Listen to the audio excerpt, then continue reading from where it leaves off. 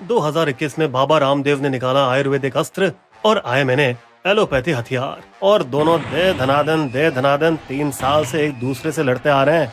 शुरुआत तब हुई जब बाबा ने दावा किया कि उनका कोरोनिल कोविड को खत्म कर सकता है, वो भी बड़े मिनिस्टरों की मौजूदगी में। बधाई हो, हमें WHO के नियमों के अनुसार आयुष मंत्रालय का सर्टिफिकेट मिला है। जिससे आईएमए इतना भड़क गया कि उन्होंने उन्हें जम कर लताड़ा। ये सारे WHO सर्टिफिकेट झूठे हैं। आयुर्वेद भला कैसे कोविड का इलाज कर सकता है? इस पर रामदेव कुछ महीने तक तो चुप रहे, मगर फिर जोरदार धमाके के साथ सामने आए एक वायरल वीडियो में। एलोपैथी एक बेवकूफ, महंगा और खोखला विज्ञान है। इससे आईएमए वाले गुस्से से इतने फूल गए कि उन्होंने बाबा रामदेव को कानूनी नोटिस की धमकी दी, उन्हें चुप कराने के लिए। देखिए, अगर आपने 15 दिन के अंदर माफी नहीं मांगी तो आपके खिलाफ 1000 करोड़ का मुकदमा होगा।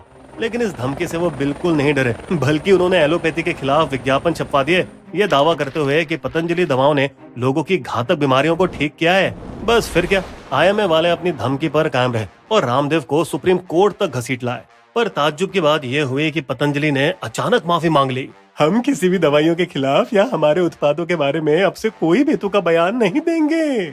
जिससे अदालत का दिल पिघल गया और रामदेव को सिर्फ चेतावनी देकर छोड़ दिया गया, और यूं लगा कि आखिरकार ये लड़ाई खत्म हो जाएगी।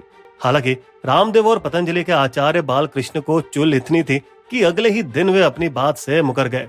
फार्मा माफियाओं की साजिश है, हमारे पास 3000 क्लिनिकल सबूतों के मामले हैं कि हमारी दवाएं काम करती हैं।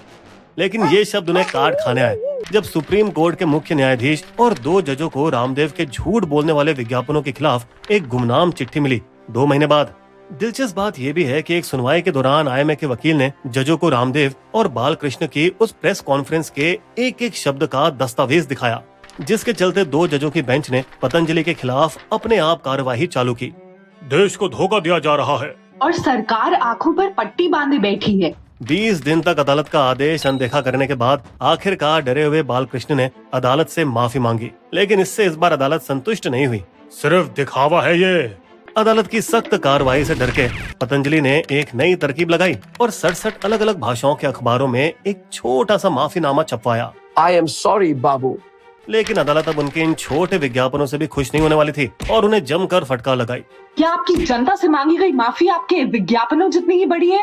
पतंजलि के पास और कोई चारा नहीं था सिवाय 300 से ज्यादा अखबारों में आधे पेज का माफीनामा दोबारा छपवाने का, जिसमें रामदेव ने अपना भी नाम डाला अदालत को संतुष्ट करने के लिए। बाबा के लिए उनकी और उनकी कंपनी की मेहनत से जनता में बनाई गई छवि में ये आज तक का सबसे बड़ा दरार था, क्योंकि पिछले 2 दशकों से बहुत से लोग भगवा पहने बाबा रामदेव का आदर सम्मान करते हुए बड़े हुए, जो सैकड़ों भक्तों को योग सिखाते हैं अपने आलीशान आश्रम में, अपने मनमौजी अंदाज में, सिर्फ सांसों पर नियंत्रण करके बड़ी बड़ी बीमारियों को ठीक करने का वायदा करते हुए। सब ठीक कर देगा तेरा ये बाबा। सुबह सुबह वे टीवी में गूंजते हैं, मैं पहला बाबा हूँ जो तुम्हारे बिजी जीवन के लिए योग को आसान बनाने वाला है। इस पाइड पेपर योगी ने आम लोगों को अपनी तरफ इतना मोहित किया कि वे उनके पीछे पीछे पागलों की तरह नाखूनों को रगड़ने लगे अपने बालों को बढ़ाने के लिए। हमेशा मुस्कुराते रहने वाले बाबा के पास पेट मंथन की मस्त नौली क्रिया भी थी, इसलिए उनके रुतबे पर कभी किसी ने सवाल नहीं उठाया। हालांकि हमारे इन सन्यासी योगी को भोगियों की तरह मौज मस्ती करने की भी दिलचस्पी है। ये अपनी 1.5 करोड़ की लैंड रोवर एसयूवी में अक्सर लंबी ड्राइव पर जाना पसंद करते हैं और कथित तौर पर अपनी कई बड़ी फैंसी गाड़ियों में जमकर मजा भी करते हैं। अब भैया, अगर उनकी औकात है तो क्यों ना करें। अनुमानिक तौर पर बाबा का मूल्यांकन 1600 करोड़ का है पतंजलि ग्रुप में उनके अप्रत्यक्ष मालिकाने के आधार पर, जिनकी प्रोडक्ट्स की सेना दिग्गज एमएनसी कंपनियों के साथ टक्कर ले रही है भारतीय मध्यम वर्ग के घरों में। अब अगर आपने हमारे चैनल को सब्सक्राइब नहीं किया है और बेल आइकन को टन नहीं दबाया है तो हम आपको बता दें कि हम आपको आगे की स्टोरी नहीं बताएंगे, पर अगर आप जानना चाहते हैं कि 3 दशकों में पतंजलि का साम्राज्य कैसे खड़ा हुआ, उनके साथ हुए विवाद और वे कैसे उभर पाए, तो जल्दी से सब्सक्राइब कर लीजिए। 22 साल के रामदेव उर्फ राम किशन यादव 1987 में हरियाणा के महेंद्रगढ़ में अपना घर छोड़े पास के खानपुर के अर्श गुरुकुल में एक नई जिंदगी शुरू करने गए। वहीं इस दृढ़ संकल्प युवक ने पढ़ाई की, बालकृष्ण से मिले और उनकी दोस्ती शुरू हो गई, जो आज भी उनके सबसे भरोसेमंद साथी हैं। 2 साल बाद रामदेव और बालकृष्ण ने उच्च स्तर का योग और संस्कृत सीखी हरियाणा के झज्जर के एक आश्रम में, और इसके 4 साल बाद हरिद्वार के कनखल मंदिर में दोनों ने आखिरकार संन्यास दीक्षा ली गुरु शंकर देव से, जिनके कृपालु बाग आश्रम में रामदेव ने पहली बार पौधों और जड़ी बूटियों से दवाई बनाना सीखा, वहाँ उनके वरिष्ठ कर्मवीर से। उनकी महत्वाकांक्षा इतनी बड़ी थी कि उन्होंने अपने 2 साथी बालकृष्ण और कर्मवीर को साथ लेकर दिव्य योग ट्रस्ट बनाया 1995 में। अगले कुछ सालों तक वे साइकिल से आसपास के इलाकों में घूमते और अपने आश्रम की बनी आयुर्वेदिक दवाएं बेचते। साल 2000 आते आते रामदेव और कर्मवीर मुफ्त योग शिविर लगाने लगे और आगे बढ़ने लगे स्थानीय लोगों के लिए, जिसमें स्थानीय पुलिस, राजनेताओं और जिला प्रशासन के अफसरों ने भाग लिया। और यही वो जगह थी जहां से रामदेव ने सत्ता के दिग्गजों से दोस्ती करने की आदत डाल ली। लेकिन उनकी किस्मत तब चमकी जब आस्था टीवी के प्रोड्यूसर की नजर उन पर पड़ी। एक शिविर के दौरान पहली बार कोई योग गुरु भगवा कपड़ों में दिख रहा है। दिलचस्प। दर्शकों को यह सन्यासी जरूर पसंद आएगा, लेकिन चैनल के मालिक को रामदेव पर भरोसा नहीं आया। क्या बात कर रहा है यार, हरिद्वार के बाहर इस बंदे को कोई ना पहचाने। हालांकि रामदेव भांप चुके थे कि उनकी दाल यहाँ नहीं गलेगी और उन्हें इसका दर्द भी हुआ, लेकिन अब टीवी पर आने के मौके को वो छोड़ना नहीं चाहते थे। लोग मुझे और मेरे योग को जरूर प्यार देंगे। उन्होंने जाना कैसे सारे आध्यात्मिक चैनल नोट छाप रहे हैं अपने एयर टाइम को सबसे ज्यादा बोली लगाने वाले साधुओं को नीलाम करके। उसके बाद हमारे चालाक बाबा ने आस्था के प्रतिद्वंदी संस्कार टीवी पर अपनी किस्मत आजमाना चाहा। मैं आपके 20 मिनट के लिए 1.5 लाख तो नहीं दे सकता, लेकिन एक मौका दे सकता हूँ। वादा करता हूँ कि अच्छा पैसा कमाकर आपकी जेबें भरूंगा। फिर दोनों ने कभी पीछे मुड़कर नहीं देखा, क्योंकि रामदेव के योग शिविरों का सीधा प्रसारण सुपर हिट हुआ, जिससे संस्कार टीवी की टीआरपी भी छप्पड़ फाड़ कर आई। हमारे शातिर बाबा ने पैसे कमाने के लिए अपने इलाज भी बेचना शुरू कर दिए। हमेशा जवान रहने और कैंसर ठीक करने के लिए बाबा को खुल के दान करें। दावा करने की सारी हदें पार कर दी। विश्वास करो, मैंने योगा और आयुर्वेद से अपने शरीर के आंशिक लकवे को ठीक किया है। और उनके भोले भक्त भी लाखों रुपए दान करते रहे लाइव शिविरों के दौरान, जिससे उन्हें संस्कार चैनल को पैसे लौटाने में मदद मिली। उनकी दनादन बढ़ोतरी देख आस्था टीवी का दिमाग घुमा और बाबा रामदेव को दोबारा लाने के लिए उन्होंने उन्हें एक माला माल ऑफर दिया, जिससे रामदेव के मन में लड्डू फूटे और वे लौट आए। टीवी ने उनके स्टारडम को विदेशों तक पहुंचाया और अब एनआरआई की भीड़ भी योग सीखने और अपनी भारतीय जड़ों से जुड़ने के लिए आने लगी। 2 साल बाद जब उन्होंने एक अमीर एनआरआई जोड़ी को योगा से वजन घटाने में मदद की, तो वे इतने खुश हो गए कि उन्होंने बाबा को 50 से 60 करोड़ का उधार दे डाला। यहाँ तक कि कुछ साल बाद स्कॉटलैंड का एक आइलैंड भी उन्हें दान कर दिया। हालांकि उन्होंने इस बार पतंजलि में 3% हिस्सेदारी और यूके की पतंजलि ट्रस्ट की सदस्यता के बदले में ली।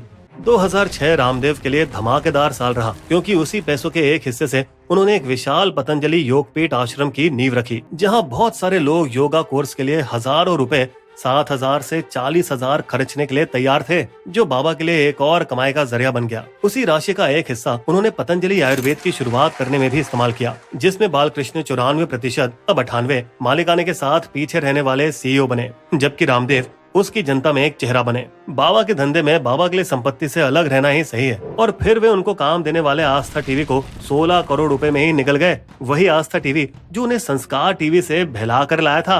आज हमारे बाबा जी एक काफी सफल मीडिया राजा हैं, जिन्होंने भक्ति वाले कई चैनल खरीदे हैं। लेकिन उनकी 1 दशक की इन सारी सफलताओं के साथ जुड़े कई विवाद भी हैं, जैसे कि कथित तौर पर रामदेव ने अपने खास सहयोगी कर्मवीर को ट्रस्ट से बाहर फेंका। पैसे ने तुझको बदल दिया रे रामू। फिर जैसे ही वरिष्ठ योगी और आयुर्वेदिक डॉक्टर स्वामी योगानंद ने अपना आयुर्वेदिक दवाओं का लाइसेंस रामदेव से छीना, लालची कहीं के, तब वे 1 साल बाद रहस्यमय तरीके से अपने घर में मरे हुए पाए गए। और कानाफूसी में ऐसे सवाल उठ रहे हैं कि क्या बाबा रामदेव का इसमें कोई हाथ हो सकता है। वहीं गुरु शंकर देव की सनसनीखेज गुमशुदगी के लिए भी हरिद्वार के कुछ संत रामदेव को ही दोषी ठहराते हैं, जो वही बड़े संत हैं जिनके अधीन उन्होंने दीक्षा ली थी। शायद इसलिए क्योंकि रामदेव के ऊपर आरोप ये भी है कि उन्होंने शातिर तरीके से उनसे जमीन और आश्रम हड़प लिया। लेकिन हमारे बाबा कुछ इस तरह से अपना बचाव करते रहे। मेरे गुरु ने मेरे व्यापार में मदद करने के लिए मुझे ये उपहार दिया है। हालांकि सुप्रीम कोर्ट से लताड़े जाने वाले मामले से 16 साल पहले उनका सबसे बड़ा विवाद हुआ था, जब 2008 में उन्होंने समाज सेवक राजीव दीक्षित के साथ हाथ मिलाकर कोक, पेप्सी और बाकी विदेशी ब्रांड की वाट लगाने के लिए जबरदस्त मोर्चा निकाला था। लेकिन जाना जाता है कि रामदेव फिर दीक्षित से ही जलने लगे, जो आम जनता और मीडिया दोनों की आंखों का तारा बन चुके थे। क्योंकि जब दीक्षित रहस्यमय तरीके से अचानक दिल के दौरे से गुजर गए एक कार्यक्रम के दौरान गेस्ट हाउस के बंद बाथरूम में, और बिना पोस्टमार्टम के ही उनका अंतिम संस्कार कर दिया, और अब बचे हैं तो सिर्फ आरोप। फिर मौके का फायदा उठाया विदेशी ब्रांडों के खिलाफ स्वदेशी अभियान में फुदक कर अकेले लीडर बनने की होड़ में। जल्द ही रामदेव अन्ना हजारे आंदोलन में भी शामिल हुए, जिससे उन्हें भ्रष्टाचार के खिलाफ आवाज उठाने वाले राष्ट्रीय नेता की ख्याति मिली। हालांकि कोई कैसे भूल सकता है कि जब पुलिस रामलीला मैदान में उनकी रैली पर टूट पड़ी तो रामदेव महिलाओं के कपड़ों के भेष में मैदान से भाग खड़े हुए। पुलिस मुझे मार डालेगी, लेकिन उन्हें ज्यादा फर्क नहीं पड़ा, क्योंकि उनका व्यापार फल फूल रहा था। टीवी पर उनके योग शिविर, स्वदेशी अभियान का नेता बनने और नए खोले गए पतंजलि स्टोर से उनका ब्रांड का नाम फैलता चला गया। इतना कि उन्हें shampoo, toothpaste, face wash, dish washer और शहद उत्पादों में छोटी लेकिन मार्केट में महत्वपूर्ण हिस्सेदारी मिलने लगी। जहां कोलगेट भारत में 80 साल के कारोबार करने के बाद 2016 में सिर्फ 4000 करोड़ की कमाई कर पाया, वहीं पतंजलि के दंत कांति ने 10 साल से कम समय में 900 करोड़ की सालाना कमाई कर ली। एफएमसीजी में बड़े व्यापारियों के साथ मुकाबला करने के लिए पतंजलि ने विज्ञापन देना भी शुरू कर दिया और इस क्षेत्र में तीसरे सबसे बड़े टीवी विज्ञापन देने वाले खिलाड़ी बन गए। नेस्ले जैसी एमएनसी को कड़ी टक्कर दी मैगी से लड़ने के लिए इंस्टेंट नूडल लॉन्च करने की हिमाकत दिखाकर।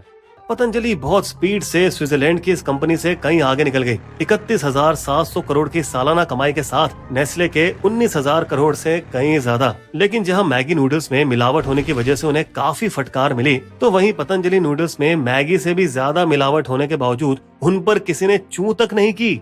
पतंजलि के बाकी प्रोडक्ट्स के घटिया होने की भी शिकायतें लगातार आने लगे, जैसे आंवला जूस, जिसे सेना के कैंटीन स्टोर से हटा दिया गया। यहाँ तक कि हाल ही 2024 में उत्तराखंड सरकार ने उनके 14 प्रोडक्ट्स के लाइसेंस भी निलंबित कर दिए। सवाल तो इस पर भी उठे कि रामदेव की पतंजलि ने कैसे हरिद्वार में 600 बीघा जमीन पर कब्जा किया, जो असल में दलितों की थी। कानूनी तौर पर दलित अपनी जमीन समुदाय के बाहर नहीं बेच सकते, लेकिन चालाक पतंजलि लोमड़ी ने कथित तौर पर उनसे जमीन दान में ले ली और उन्हें चोरी छिपे पैसे दिए, बिना रिकॉर्ड में दिखाए। लेकिन आखिरकार 2013 में कर्मों का फल पतंजलि को मिलने लगा, जब उत्तराखंड कांग्रेस सरकार ने नई भूमि उल्लंघनों के लिए उनके ट्रस्ट के खिलाफ 81 मामले दर्ज किए। हालांकि उनकी किस्मत चमक पड़ी जब मोदी ने अगले साल चुनाव जीता और योगा और आयुर्वेद पर दोनों का दोस्ताना आबाद हुआ। मोदी को रामदेव के सैकड़ों भक्तों के रूप में वोट मिले और बदले में बाबा की कंपनी को भाजपा शासित राज्यों में सैकड़ों एकड़ जमीन, कथित तौर पर 300 करोड़ से ज्यादा की छूट पर। महाराष्ट्र में आयुर्वेदिक उत्पादों के निर्माण के लिए 603 एकड़ जमीन, उत्तराखंड में 150 एकड़ हर्बल और मेगा फूड पार्क, यूपी में यमुना एक्सप्रेसवे के किनारे पतंजलि फूड पार्क के लिए 425 एकड़ जमीन, हरियाणा के अरावली वन में आयुर्वेदिक दवाओं के निर्माण के लिए 123 एकड़ जमीन। रामदेव ने कथित तौर पर एक टैक्स फ्री चैरिटी योगक्षेम संस्थान भी बनाई, जिसमें उनके सहयोगियों ने टैक्स बचाने के लिए काफी पैसा छुपाया, लेकिन ना समाज सेवा की ना ही टैक्स भरा। गरीबों को आयुर्वेद और योग को बढ़ावा देने के नाम पर एक फूटी कौड़ी तक नहीं दी। हालांकि अब बाबा के आयुर्वेद व्यापार में संकट मंडरा रहा था। पतंजलि आयुर्वेद की बिक्री पहली बार कम होने लगी और उसमें 11% की गिरावट आई। 2018 में उदाहरण के लिए उनके दंत कांति टूथपेस्ट का मार्केट शेयर गिरकर औसतन 9% पर रहकर रुक गया।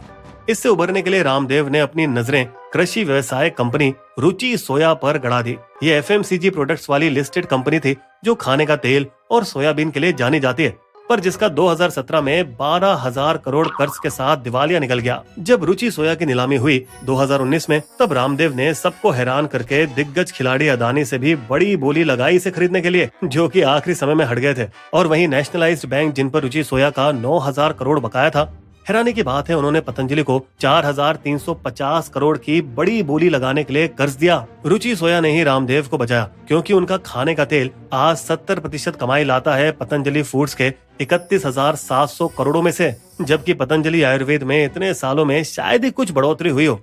हालांकि अमेरिका के फ्लोरिडा स्थित राजीव जैन के GQG पार्टनर्स का अभी भी मानना है पतंजलि दुनिया का सबसे बड़ा एफएमसीजी ब्रांड बनेगा, और उन्होंने पतंजलि फूड्स में एक्स्ट्रा 5.5% हिस्सेदारी 2,400 करोड़ रुपए खरीद लिए, जिससे उनकी कुल हिस्सेदारी 11.5% की हो गई। राजीव जैन वही है जिन्होंने हिंडनबर्ग की रिपोर्ट के बाद अदानी के शेयर खरीदे, जिससे भारतीय शेयर बाजार को अदानी पर भरोसा हुआ। पिछले साल पतंजलि ग्रुप भारत की तीसरी सबसे बड़ी एफएमसीजी कंपनी बनी। क्या यहाँ भी वही जादू काम करेगा और रामदेव 2028 तक अपनी कंपनी को 1 लाख करोड़ के टर्नओवर पर ले जा पाएंगे? लेकिन उससे पहले उनको अपने बिजनेस को कोर्ट के मुकदमे से सुरक्षित रखने की जरूरत है। इसलिए उन्होंने पतंजलि आयुर्वेद के होम और पर्सनल केयर प्रोडक्ट को अपने लिस्टेड पतंजलि फूड्स को ही बेच दिया, क्योंकि सुप्रीम कोर्ट ने उनके आयुर्वेदिक उत्पादों के गुमराह करने वाले विज्ञापनों पर रोक लगा दी है। तो अगर बाबा रामदेव अपनी बातों पर अपनी जान की बाजी लगा दें और जान की बाजी लगाने के बाद अगर उन्हें बाईपास सर्जरी की जरूरत पड़ जाए, तो क्या वे आयुर्वेदिक दवाओं पर भरोसा करके इलाज करवाएंगे अपना? उठा ले रे देवा, उठा ले रे बाबा। मुझे अमीर को नहीं रे। बिस्बो की शायरी। आयुर्वेद और योग से बचा रहे हैं जान या फिर इनका नाम ले चला रहे हैं दुकान। बाबा रामदेव को मिली कोर्ट से फटकार, झूठे दावों का नहीं फैलाए संसार। हमारे वीडियो कंटेंट के सोर्सेस आपको डिस्क्रिप्शन में मिल जाएंगे।